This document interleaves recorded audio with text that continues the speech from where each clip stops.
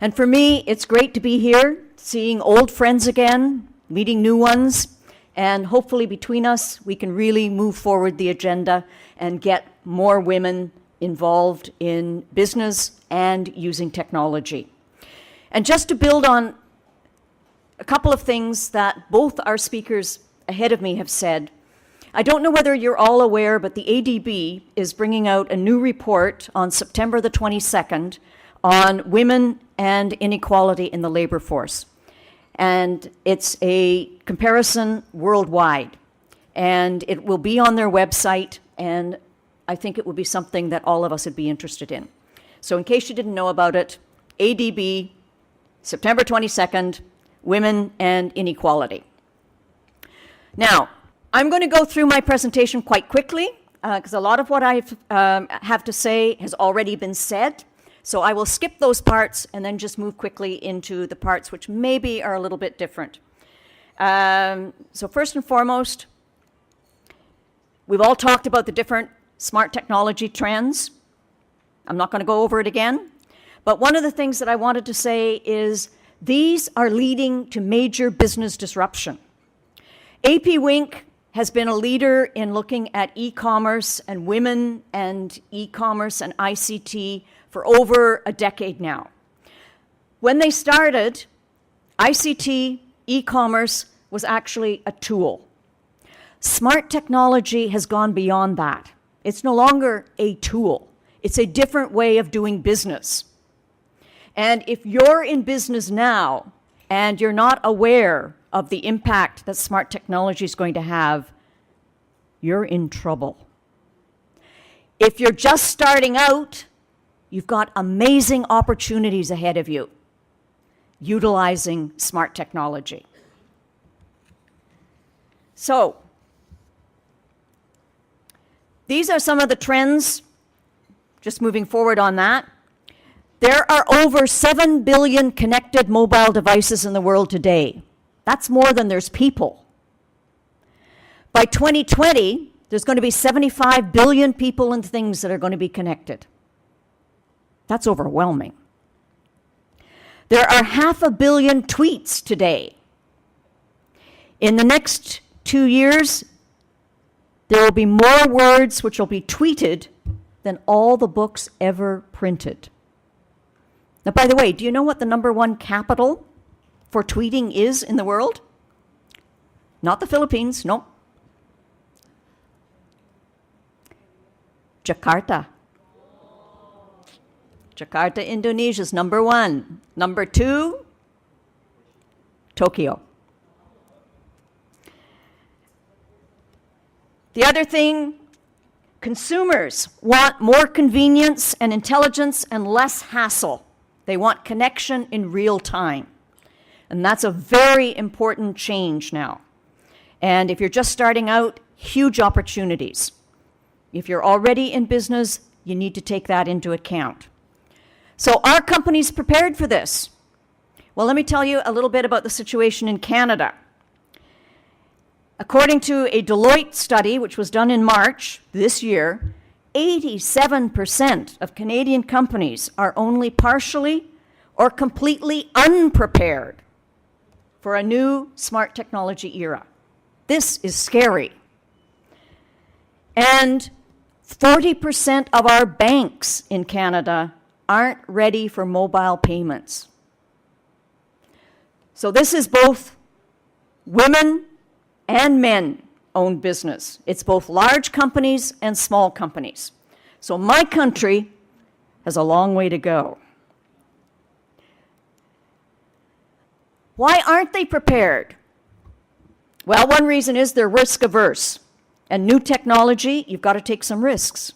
Is it going to work, or are there going to be some problems? They're not investing as much as is needed in technologies. A lot of our companies in Canada are still using relatively old technology, reluctant to upgrade. My own university, we have only just started to upgrade our websites so that you can actually read them on mobile phones. We should have done it 5 years ago. Companies are unaware of the impact of technology or technological disruption, and they don't understand how to adapt. But the major problem is they're just not aware. If you're not aware, you can't change. The advantages of smart technology for women-owned business, for men as well, but particularly for women-owned. Smart technology can increase your margins, it can lower cost, it can build loyalty, and it makes it much easier to connect with customers, suppliers, financiers, and like-minded people. Crowdfunding. One of the complaints I keep hearing from women entrepreneurs is the difficulty they have in accessing financing, much more difficult than for men. With smart technology, the ability to crowdfund is a very important advantage for women. It allows mass customization, the 3D printing, for example, much easier to mass customize. In Canada, one of the things that our libraries are now doing is they're putting in 3D printers that you can go and use and develop your prototype, where before it would be extremely expensive to do that. Now it's free at your local library. The other thing which is particularly important for women, I think, is what's been called the gig economy. You can transform a spare resource into a profitable commodity. So for example, Airbnb. You got a spare room that you're not using? You can rent it out. You got spare tools that you're not using? You can rent them out. You've got a second car that you only use every so often? Well, you can drive that under Uber and get some extra cash. So, and this particularly for women, if you have to stay home with kids, good way to earn some extra money as well. But you've got advantages, you've also got challenges. Big one, security. You've got hacking, you've got phishing, you've got scams and fraud that you've got to really remember. You've got privacy concerns. You've got the cost, both in time and money, to keep up with changes in technology. Do you have those resources?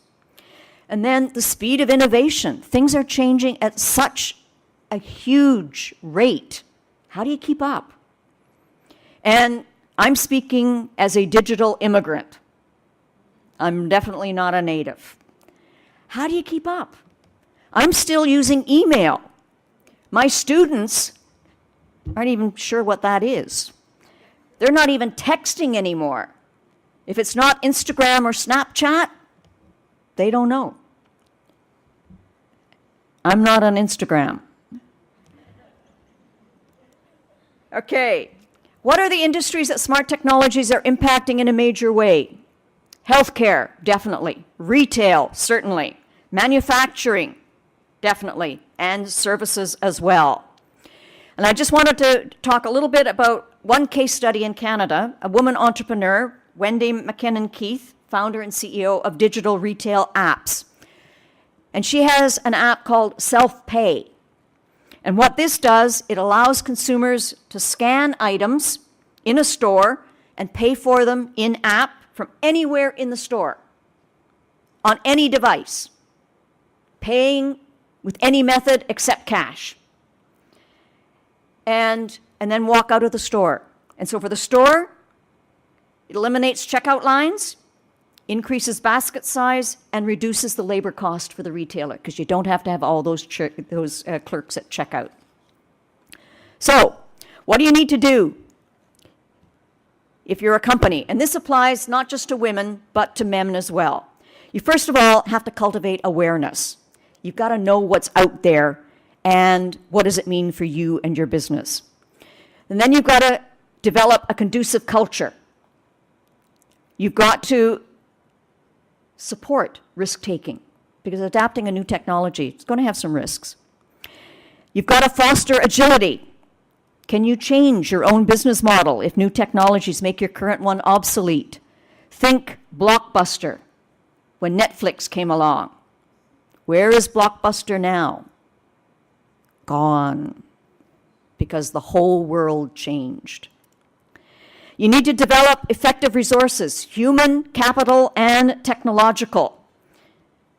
You've got to hire the talent that's going to be able to help you experiment with advanced technologies. So what do women need to do? Particularly for women, you've got to identify the technology that best supports your business goals. We're not talking about technology as a tool anymore. It's a whole different way of doing things. Monitor the market for innovations. Be ready to act swiftly whenever a game-changing option emerges. That's being agile. Align your strategy, operations and technology. But remember, the strategy comes first. Then make sure the technology lines up with your core business goals. And then let's not forget government. Government's got a role here too. And they need to be better at disseminating information to small and medium-sized enterprises on the value of smart technologies.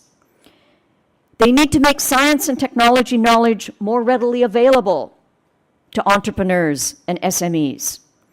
And a good way to do this is to promote stronger links between academia and industry. Because where's the research coming from that develops this technology? A lot of it's done in universities. They need to build trust in electronic processes, but not over-regulate. And ensure that there's the provision of adequate infrastructure. And finally, for women, ensure that the social services are in place to support them in business after they start a family. Because particularly in North America, we don't have a lot of the resources that you've got in the Philippines or Indonesia. We don't have cooks, people to look after our children. And we've got to balance both work and family life, because men still have not stepped up the way they should to look after the home. Sorry for the men that are here. And just to finish, one of the things that our government is doing is they've started what they call Digital Canada 150, because we will soon be 150 years young. And the points which are particularly helpful for women-owned business here are developing high-speed internet services to Canadian households in rural and remote areas. Now, I do have to say that what we consider high-speed, you in Korea would think was pitiful. But we're trying. And they are providing some support to SMEs in adopting digital technology and providing digital companies with access to venture capital.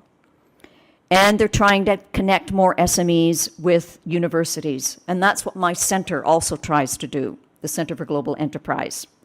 And I have 1 minute left, and I have one point, that we have developed an anti-spam law as well in Canada, which clears up a lot of email in baskets. So with that, I'd just like to end with, smart technology is here to stay. There's a lot of it that we really are not taking the best advantage of, and we need to do that, and women need to be there and take the lead. So all of you here today, by the time we have a similar conference next year, I'm expecting to see many of you out there using all of these smart technologies, the cloud, social media, 3D printing, crowdsourcing, crowdfunding. And we're going to hear a lot in the next 2 sessions of women that are already doing that. Thank you very much.